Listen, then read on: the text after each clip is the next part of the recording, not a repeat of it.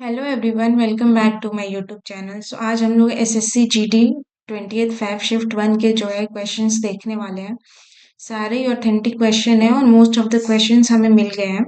तो हम लोग देखेंगे कि रीजनिंग, मैथ्स और जीएस का क्या लेवल था और कैसे क्वेश्चंस थे। तो चलिए फिर स्टार्ट करते हैं। फर्स्ट क्वेश्चन जो पूछा गया था, Konark sun temple is located in which state. So Konark सूर्य मंदिर कहाँ स्थित है? तो ये पूरी जो है उड़ीसा में स्थित है। It is built in Kalinga architectural style, ये भी याद रखेंगे, पूछ सकता है। और किससे बना हुआ है? तो सैंडस्टोन एंड ग्रेनाइट से बना हुआ है। इसको जो है ब्लैक पगोडा नाम से भी जानते हैं। बनवाया किसके द्वारा गया था? तो it was build by king Narasimha Deva one of Ganga dynasty. So king का नाम भी याद रखेंगे, नरसिंह देव वन, इनके द्वारा जो है बनाया गया है। अगला क्वेश्चन जो पूछा गया था, व्हेन वाज आत्मनिर्भर भारत अभियान लॉन्च्ड। सो आत्मनिर्भर भारत अभियान की शुरुआत कब हुई थी? तो ये 13 मई 2020 को जो है हमारे पीएम ने अनाउंस किया था इस जो है अभियान के बारे में। और इसमें टोटल जो पैकेज था वो 20 लाख करोड़ का इकोनॉमिक पैकेज जो है बनाया गया था टू कॉम्बैट कोविड-19। अगला क्वेश्चन था, fundamental rights are mention in which article. So मौलिक अधिकार किन अनुच्छेदों में उल्लेखित है? सो ये आर्टिकल 12 से लेके 35 तक है, जिसमें से राइट टू इक्वालिटी आर्टिकल 14 से लेके 18 तक, right to freedom article 19 to 22, right against exploitation 23 और 24 article, right to freedom of religion 25 से लेके 28 तक है, कल्चरल एंड एजुकेशनल राइट्स 29-30 तक है, और कॉन्स्टिट्यूशनल रेमेडीज 32 है। यहाँ आप देखेंगे कि आर्टिकल 31 जो है वो गायब है, नहीं है। तो क्यों नहीं है? तो इसको जो है पहले था, फिर बाद में इसको फंडामेंटल राइट से हटा दिया गया था। ये आर्टिकल 31 था क्या? तो ये राइट टू प्रॉपर्टी था, राइट टू प्रॉपर्टी था।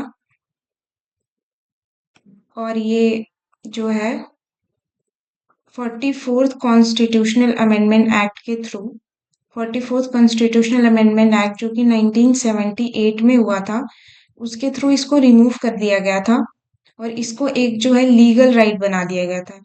लीगल राइट, लीगल राइट बना दिया गया था और इसको जो है आर्टिकल 300 ए में डाल दिया गया था। तो ये याद रखेंगे कि आर्टिकल 31 फंडामेंटल राइट था पहले, अब नहीं है। क्या था? तो राइट टू प्रॉपर्टी था, जिसको कौन से अमेंडमेंट से? तो 44th कॉन्स्टिट्यूशनल अमेंडमेंट एक्ट कब हुआ था? तो 1978 में। उससे रिमूव करके इसको लीगल राइट बना दिया गया था। अगला क्वेश्चन पूछा था, the Indus river enters India at which place.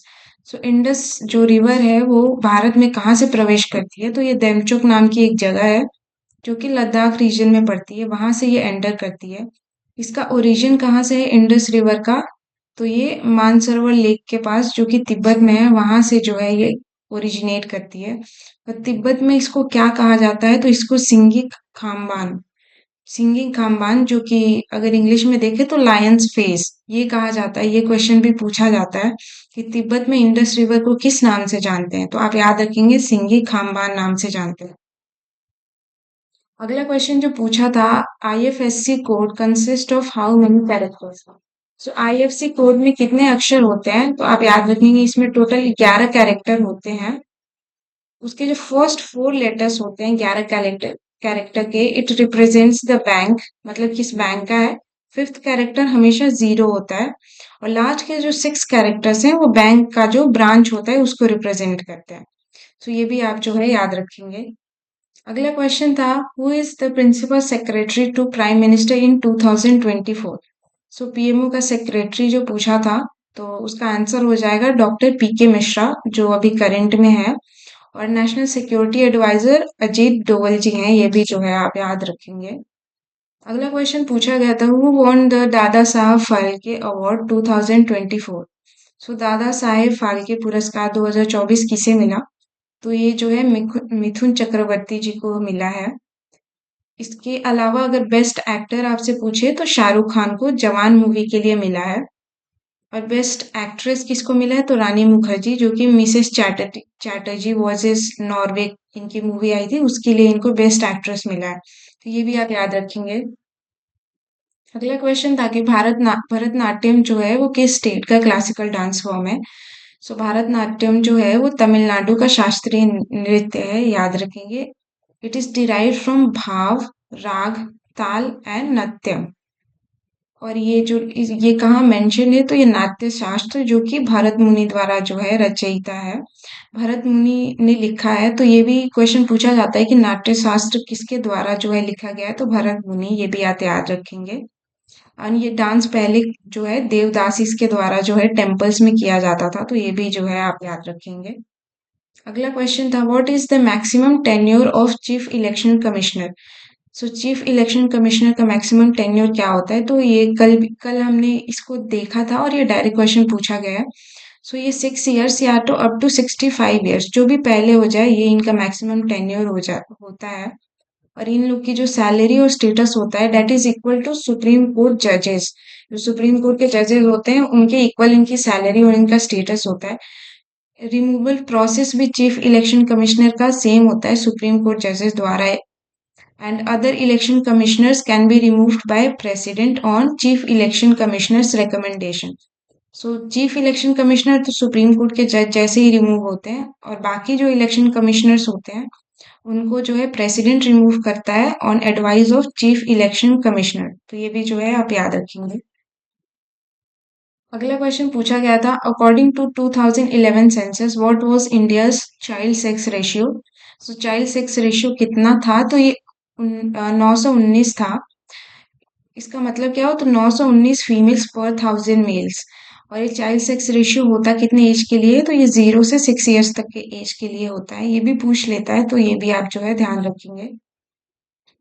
अगला क्वेश्चन था Gadgil formula is related to what. So Gadgil सूत्र किससे संबंधित है, तो ये assistant from centre to states. So centre जो है स्टेट्स को कुछ फाइनेंशियल असिस्टेंट एड प्रोवाइड करता है, तो उससे रिलेटेड जो है गटजिल फॉर्मूला है।